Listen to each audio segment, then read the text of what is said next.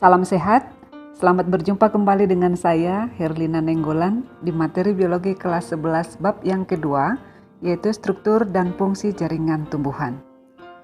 Jaringan pada tumbuhan pada dasarnya terbagi menjadi dua bagian besar, yaitu jaringan meristem dan jaringan permanen atau jaringan dewasa. Jaringan meristem itu dibagi menjadi jaringan meristem primer dan jaringan meristem sekunder. Sementara jaringan permanen dibagi menjadi jaringan epidermis, jaringan parenkim, jaringan penyokong atau penguat, dan jaringan pengangkut. Mari kita kaji bersama-sama. Jaringan meristem. Apa itu jaringan meristem? Jaringan meristem itu atau jaringan embrionik yaitu jaringan yang sel-selnya selalu aktif membelah diri secara mitosis. Atau dengan kata lain, jaringan meristem ini adalah jaringan yang selalu tumbuh dan belum terdiferensiasi. Jadi, tumbuhan itu bisa tumbuh karena ada jaringan meristem. Jaringan meristem mempunyai sifat-sifat disusun oleh sel-sel muda yang aktif membelah dalam fase pertumbuhan dan perkembangan, tidak memiliki ruang antar sel atau susunan selnya rapat, sel-selnya berbentuk bulat, lonjong, poligonal, kuboid, dan prismatik, dan juga memiliki dinding sel yang sangat tipis. Kemudian di dalam selnya mengandung banyak protoplasma. Selnya memiliki satu atau dua inti sel yang besar. Kemudian vakuola selnya sangat kecil atau bahkan tidak ada sama sekali. Meristem primer yaitu jaringan yang terdapat pada ujung batang atau pada pucuk dan pada ujung akar yang fungsinya untuk melakukan pemanjangan. Sementara meristem sekunder yaitu hanya ada pada tumbuhan dikotil dan gimnospermae. Contohnya kambium dan kambium gabus. Fungsinya untuk melakukan proses pelebaran terdapat pada bagian akar dan juga batang.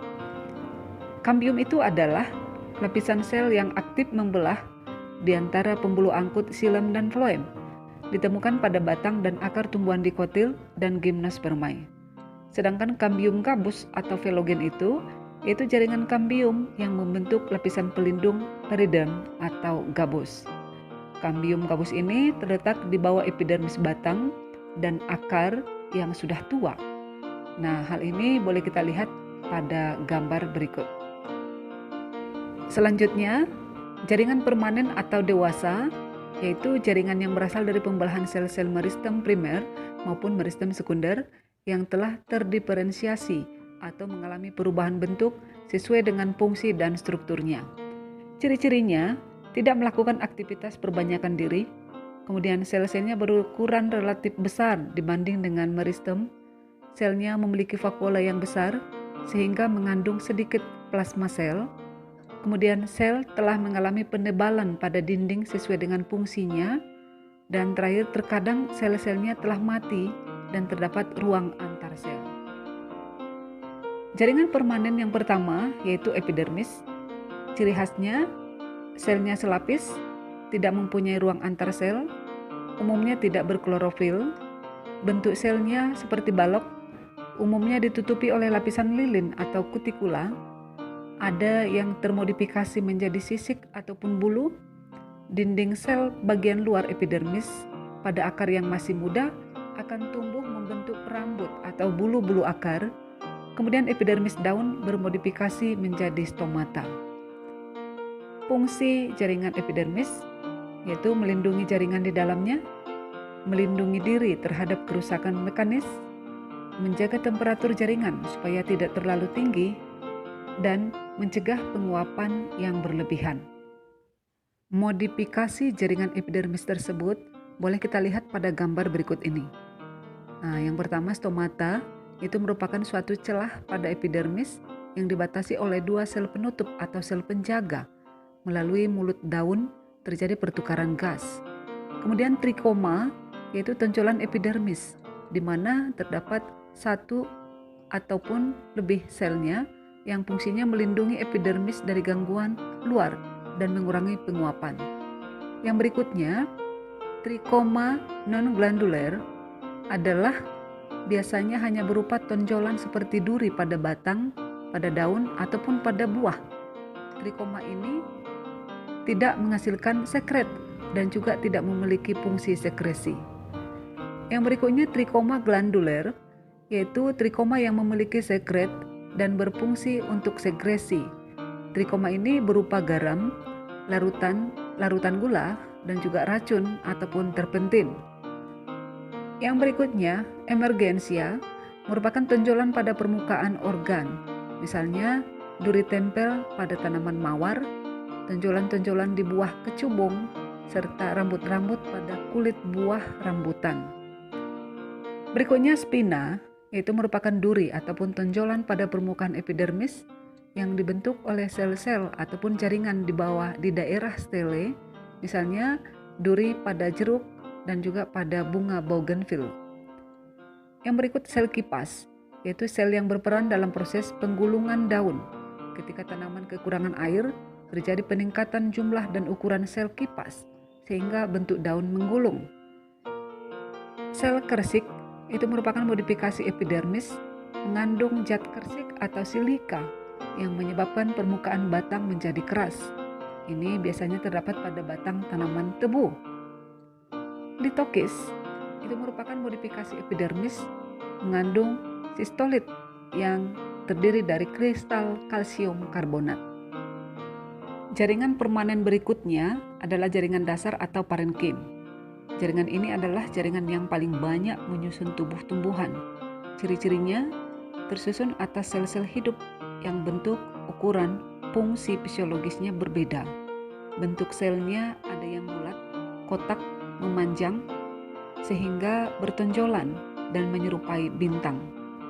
Umumnya mempunyai ruang antar sel, kemudian sel-selnya ada yang memiliki klorofil atau sering disebut dengan klorenkim. Fungsi jaringan parenkim menyimpan air, menyimpan udara, mensintesis, dan menyimpan cadangan makanan.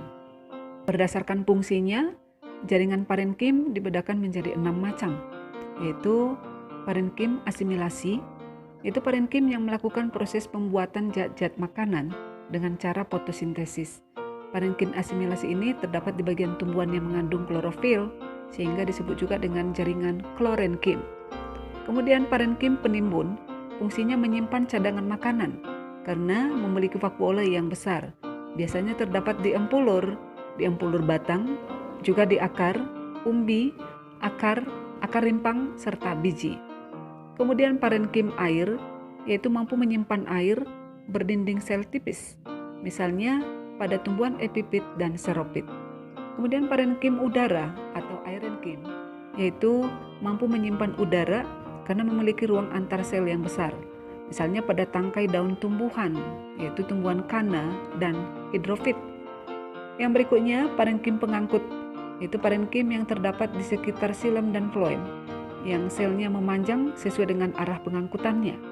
Yang terakhir parenkim penutup luka, yaitu bersifat meristematik karena dapat melakukan pembelahan diri untuk regenerasi parenkim yang baru. Macam-macam parenkim berdasarkan bentuknya, yaitu yang pertama parenkim palisade atau sering disebut dengan parenkim tiang ataupun pagar, itu tempat terjadinya fotosintesis.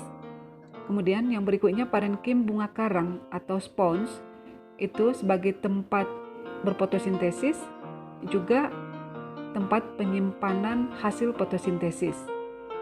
Parenkim bunga karang atau spons ini letaknya berada di bawah lapisan jaringan tiang atau jaringan parenkim palisade. Jadi parenkim palisade dan parenkim bunga karang ini sering juga disebut dengan jaringan mesofil.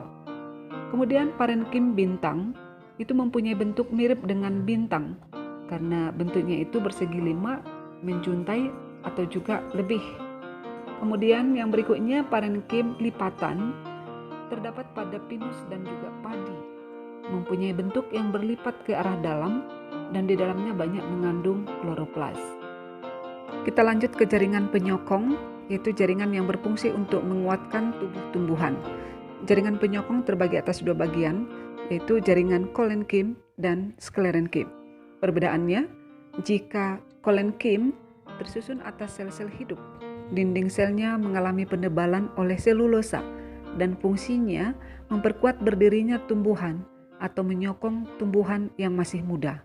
Sedangkan sklerenkim tersusun atas sel-sel mati dinding selnya mengalami penebalan oleh lignin dan fungsinya memperkuat bagian tubuh tumbuhan atau menyokong tubuh tumbuhan yang sudah tua.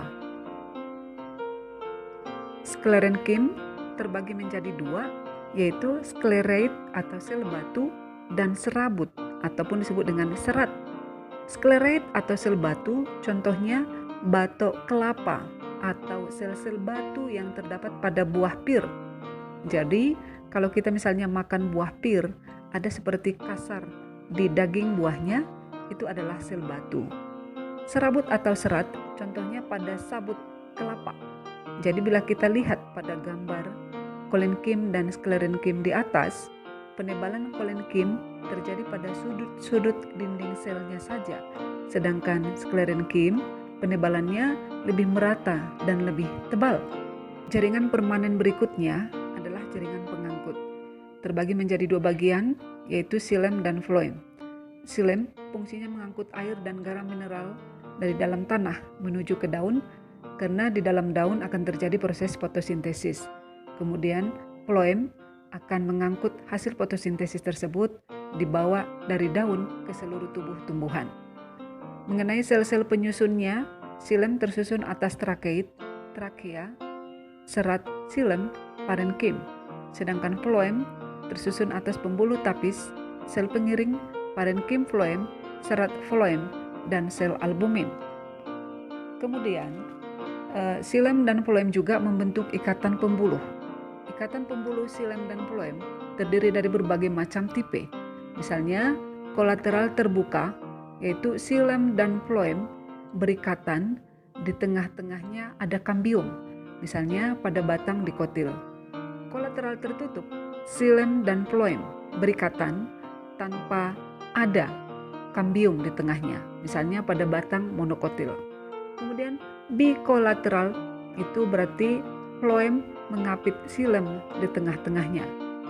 Kalau yang radial itu berarti xilem dan floemnya terletak selang-seling membentuk lingkaran, misalnya itu pada akar.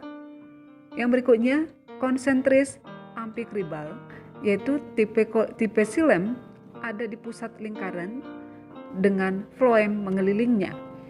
Yang berikutnya konsentris amfifasal, yaitu floem di tengah dengan xilem mengelilingi floem. Demikian penjelasan mengenai materi biologi bab 2 kelas 11, yaitu struktur dan fungsi jaringan tumbuhan. Semoga bermanfaat dan dapat dipelajari oleh kita semuanya. Terima kasih.